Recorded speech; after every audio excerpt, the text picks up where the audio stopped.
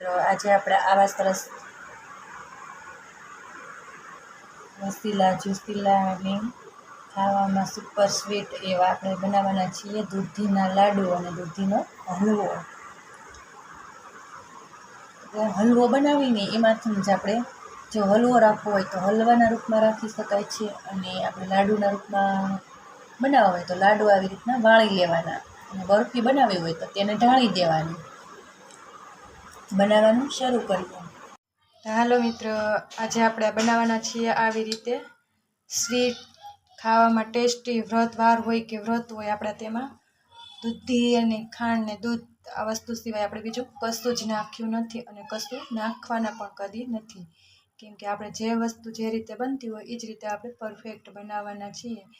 તો આપણે આ રીતે માપ ટ્રીક અને ટિપ્સ સાથે આપણો દૂધીનો હલવો બનાવીશું. તો આ વિડીયો અંત સુધી જરૂરથી જોજો અને જો અમારો આ વિડીયો તમને ગમે તો અમારી ચેનલને લાઇક, શેર અને સબસ્ક્રાઈબ કરજો. બનાવવાનું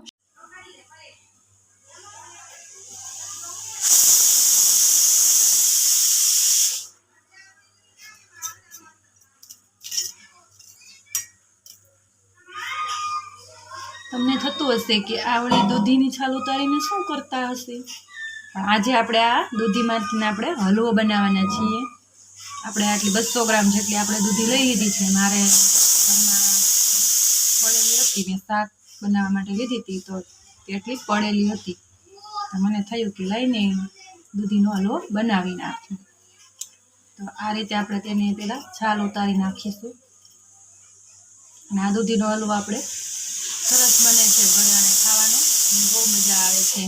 જ્યારે પણ બાળકોને લંચ બોક્સમાં કે ટિફિનમાં ક્યારેક ખાવાનું મન થાય ત્યારે આ હલવો એકદમ સરસ રીતે થોડીક વારમાં જ બની જાય છે.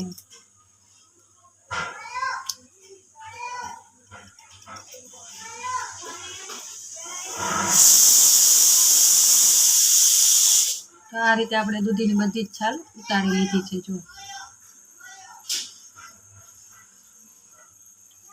તો અહીંયા આગળ થોડુંક આ રીતનું છે તો આપણે થોડુંક ચકડું કાઢી લઈશું અને આપણે આને આવી રીતના જ છીણી લેવાનું છે. આવી રીતના છાણી લઈ લેવાની છે. આવી જ રીતના આપણે એને ખમણી લેવાની.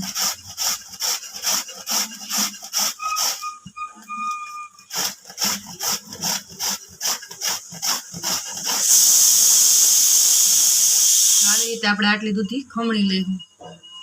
હવે આપણે આને આવી રીતનું ખુલ્લું કરી અને ઘીમાં 5 મિનિટ આપણે કઢાઈમાં તેને રોસ્ટ કરીશું અને પછી તેમાં ઘીમાં શેકી લઈશું. આવી રીતના બાઉલમાં ઢાંકીને મૂકી દઈશું એટલે આપણે બધું જ ઘી એકછક થઈ જશે. જો એમાંથી ઘી પણ ઘણું બધું નીકળ્યું છે. દૂધની મલાઈ નાખી હતી ને એમાંથી માવો બની ગયો.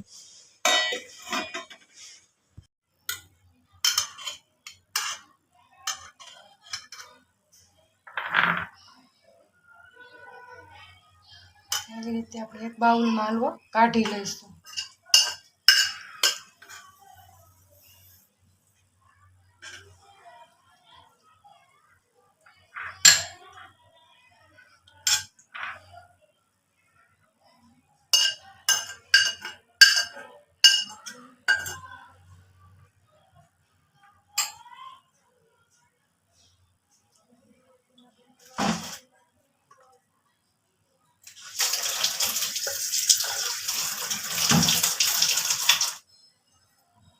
તો આપણે આ એક બાઉલમાં આપણે કાઢી લીધો છે હલવો.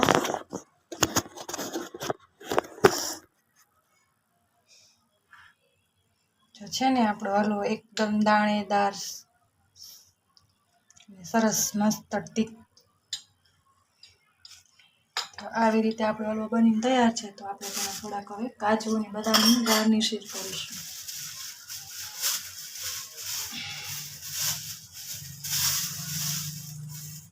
કાજુ બદામની કતરણ છે તે આપણે તેમાં નાખી દઈશું. અંદર પણ નાખેલું છે.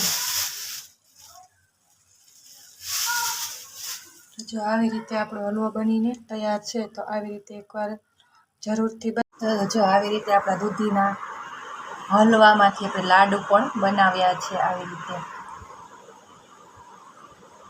જો એક લાડુ હાથમાં લઈને જોઈએ તો પણ આપણને પડે. આમાં આપણે કશું જ નાખ્યું નથી, કલર કે કોઈ પણ વસ્તુ. ઓરિજિનલ દૂધીના લાડુ